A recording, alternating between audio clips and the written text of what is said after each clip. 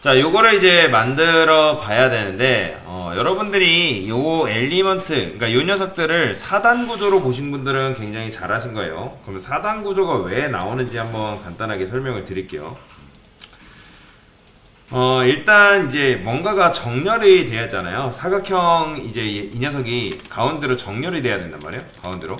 그럼 가운데로 정렬이 되어 있다는 거는 뭐예요? 일단 제일 큰 녀석이 이렇게 있어야 되고, 그 다음에 이 녀석이 이제 가운데 정렬이 된 거라 보시면 돼요. 그 다음에 얘가 너비가 어떻게 있죠? 최소한으로 줄어들어 있죠? 그럼 뭘 할 수 있어요? 얘는 인라인 블럭일 것이다. 그러면 얘를 이제 정렬하려면 부모가 필요하기 때문에 이렇게 부모가 있어야 되고, 그리고 그 안에 뭐가 있어야 돼요? 그 안에 이제 사각형이 4개가 있어야겠죠? 하나, 둘, 셋, 넷.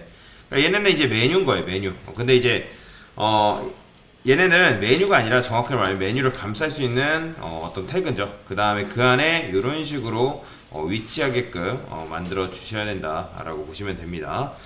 게다가 얘네는 A죠. A 텍스트. A 텍스트. 뭔가 왜냐면 클릭하는 요소기 때문에 그냥 텍스트를 쓰지 말고 A로 쓰시면 됩니다. 그래서 이 구조를 떠오르시면서 여러분들 만들어 주시면 되는데, 자, 모르면 보세요. 보셔야 됩니다. 그래서 저는 어떻게 할 거냐면, 제일 바깥쪽에 내부라고 있습니다. 내부라고, 그 다음에 섹션이라고 할게요. 섹션. 그 다음에 이제 이 내부가 뭐냐면 가장 바깥에 있는 박스라고 보시면 되고, 섹션이 메뉴로서 가운데 정렬될 녀석이에요. 그 다음에 저는 이 안에다가 div를 넣도록 할게요. div. 근데 div 4개 넣을 건데 그 밑에 그 자식으로 a를 넣도록 하겠습니다. href 샵 해서 저는 아이템 달러 이런 식으로 만들도록 할게요. 자, 그러면 4단 구조가 이제 완성이 됐어요. 여기서 가장 먼저 해야 될 게 뭘까요? 여러분들 A의 노멀라이즈죠. 그죠? 이거부터 먼저 깔고 제가 들어가라 말씀드렸죠. 노멀라이즈가 뭐다? A를 평범하게 해주는 작업이라 말씀을 드렸어요. 자, 이 상태에서 이제 뭐 해야 돼요? 내부죠. 자, 얘가 뭐라고요? 얘를 보통 뭐라고 하냐면 메뉴 박스라고 합니다. 메뉴 박스. 자, 메뉴 박스라 해놓고 여기다가 뭐 주면 되는 거예요? 텍스트 얼라인 센터 주면 되겠죠. 자, 그러면 이제 텍스트 얼라인 센터 줬을 때 이게 마치 가운데로 간 것 같아 보이지만 사실상 가운데로 간 거는 요 A죠. 왜냐면 내부 섹션 div가 있다 했을 때 얘네들은 너비가 굉장히 커요. 그러니까 내부에다 텍스트 얼라인 센터 준 거는 지금 어쨌든 네가 가지고 있는 텍스트를 정렬하려 한 건데, 이렇게 했는데 얘가 정렬된 건 뭐다? 제가 텍스트 얼라인은 뭐예요? 몇몇 속성은 상속되는 성질이 있기 때문에 이 A 자체가 가운데로 지금 정렬이 된 거라고 보시면 돼요. 상속이 됐기 때문에. 자, 그래서 최대한 할 거 다 했으면 밑으로 내려가는 게 좋아요. 그 다음에 이제 요 메뉴 같은 경우는 어떻게 하면 되는 거예요? 자, 여기다가 내부한테 섹션 준 다음에 여기다가 백그라운드 컬러를 저는 줄 건데, 뭐 여러분들이 이거를 그레이로 줘도 되고, 저는 샵 AF로 좀 주도록 하겠습니다. 자, 그러면 굉장히 크죠? 그죠? 자, 만들고 나니까 굉장히 크잖아요. 너비가 얘는 지금 굉장히 좁지만, 정답 예시는 너비가 굉장히 좁지만 얘는 굉장히 뭐다? 크다. 그럼 얘를 뭘로 바꿔줘야 되겠어요? 디스플레이 인라인 블록으로 바꿔주면 되는 거예요. 인라인 블록으로 바꿔주면 최소한으로 줄어도 되겠죠. 자, 그 다음에 얘는 이제 뭐예요? 가운데 정렬했고, 그 다음에 이제 글자 정렬했기 때문에 이런 식으로 정렬이 잘 된 거죠. 사실 원래는 이렇게 인라인 블록으로 섹션한테 인라인 블록을 준 다음에 텍스트 라인을 주는 게 맞습니다. 그래서 이런 식으로 정렬이 된 다음에 얘네는 뭐예요? 좌측이랑 우측에 이렇게 패딩이 살짝 들어가 있어요. 안쪽 옆에 보이죠? 여기 안쪽, 여기 우측에 이런 식으로 들어가 있으니까, 자, 얘는 어떻게 주면 되는 거예요? 패딩을 0, 20픽셀 주게 되면 위아래는 0이고 좌우 20픽셀만큼 들어가는 거죠. 그죠? 그리고 얘는 살짝 둥글게 돼 있으니까 보더 레디우스를 얼마큼 주면 될까요? 한 10픽셀 정도 줄게요. 자, 그러면 이제 메뉴 수준에서 더 이상 할 게 없어요. 얘가 이제 메뉴인데, 메뉴 수준에서 더 이상 할 게 없다. 자, 그 다음에 해줘야 될 게 뭐냐면 메뉴 아이템이요. 자, div가 바로 메뉴 아이템이라고 보시면 됩니다. 내부에, 그 다음에 그 자식으로 있는 div한테, 자, 얘는 뭐예요? 자, 얘는 일단 얘 같은 경우는 가로 배열이고 우리 건 세로 배열이죠. 그렇다는 거는 얘를 뭘로 바꿔줘야 된다? 디스플레이 div가 블럭이잖아요. 인라인 블럭으로 바꿔주면 되겠죠. 그죠? 그러면 이런 식으로 얘가 인라인 블록을 줬기 때문에 이렇게 되는 거예요. 그러면 사실 여기서 이제 할 건 없고 그 다음에 뭐야? 요 안에 있는 텍스트를 꾸며줘야 되겠죠. 요 안에 있는 텍스트들은 굉장히 여백이 크단 말이에요. 지금 보면 여백이 굉장히 크죠. 그런데 제가 만약에 이 상태에서 여기다가 패딩을 주면 어떤 일이 발생할까요? 10픽셀 줘볼게요. 자, 10픽셀 주게 되면 마치 이게 된 것 같아 보여요. 된 것 같아 보이는데 크게 차이점이 없어 보입니다. 그런데 제가 여기다가 이렇게 해볼게요. 자, 얘는 메뉴 아이템 텍스트인데, 자, 여기다가 A죠. 자, 얘한테 백그라운드 컬러를 한번 칠해볼게요.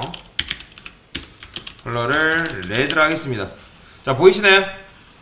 자, 지금 얘는 어때요? 굉장히 작아요. 그러면 마우스로 올렸을 때 우리가 얘가 색상이 변경되게끔 해줘야 되는데, 그러니까 제가 최대한 호버해가지고 여기다가 작업을 하라 말씀드렸잖아요. 자, 호버해가지고 작업을 하게 되면 여기밖에 색상이 클릭이 안 되는 거예요. 뭔 말인지 이해되시나요? 여기밖에 안 된다는 거죠. 아무리 여러분들이 마우스를 올려도 여기다가 패딩을 주게 되면 할 수는 있지만, 그러니까 되긴 합니다. 할 수는 있지만 마우스를 올렸을 때 이렇게 된다는 거죠. 이런 식으로. 그러면 안 되잖아. 얘는 지금 마우스 올렸을 때 전체 이렇게 차지하고 있기 때문에. 그러면 여기다가 패딩을 주면 된다, 안 된다? 안 된다. 여기다 패딩을 주면 안 되고, 그러면 누구한테 패딩을 줘야 되는 거예요? 이 A한테 패딩을 주면 되는데, 또 A한테 패딩을 주면 어떤 문제가 발생한다? 자, 지금 보시면 뚫고 나가죠? 그럼 왜 그럴까요? 그렇죠. A가 디스플레이 인라인이기 때문에 그런 거예요. 인라인은 제가 뭐가 안 먹는다 했어요? 패딩, 마진, 높이 너비 안 먹는다 했죠? 요거 정확하게 기억하셔야 된다고 말씀드렸어요. 그러면 이 A는 인라인이기 때문에 뭘로만 바꿔주면 되는 거예요, 사실? 그렇죠. 인라인 블록으로만 바꿔주면 되는 거예요. 그러니까 인라인이 아니면 패딩 마진 먹습니다. 근데 사실 여기서는 정확하게 뭘 해줘야 된다? 블럭이라고 이렇게 해줘야 된다. 아, 뭐야, 이상하게 들어가 있어. 디스플레이. 자, 여기서는 정확하게 블럭을 해줘야 되는데, 왜 블럭을 해줘야 되냐? 자, 요것도 알아야 돼. 블럭을 해줘야 되는 이유에 대해서도 그냥 여러분들이 블럭 줘야 되는구나 라는 게 아니라, 자, 왜 블럭을 줘야 되냐, 이런 문제가 또 발생해요. 제가 여기다가 DIV한테 보더 좀 칠해볼게요. 픽셀, 솔리드, 레드, 블루로 할까요? 블루. 그러면 얘가 가지고 있는 간격은 지금 이만큼이죠. 근데 제가 만약에 DIV한테 너비를 줘볼게요. 200픽셀이라고 해가지고. 자, 보이시나요? 자, 200픽셀 주니까 어떻게 돼요?